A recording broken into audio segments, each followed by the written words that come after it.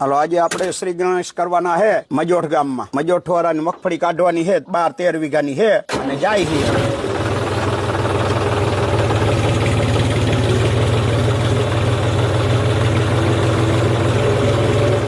મજોઠ મગફળી કાઢવા મોટું ફૂકણીયું લઈ દામજીભાઈ કેસાભાઈ ની વાડી હે અને 66 નંબર મગફળી હે 66 નંબર મગફળીમાં દાણો વધારે નીકળે પણ આપણે ફૂકણીયામાં એટલો દાણો નથી નીકળતો હલરમાં જે દાણો નીકળે ને એટલો દાણો નથી નીકળતો હવે જોઈ ચાલુ કરી અને બતાવી તમને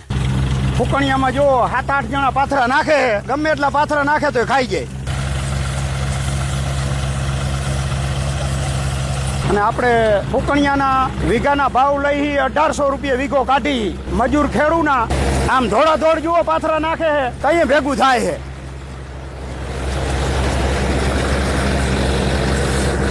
મગફળી આવી ચોખ્ખી આવે અને થોડીક ડાખરે હાડ લીલી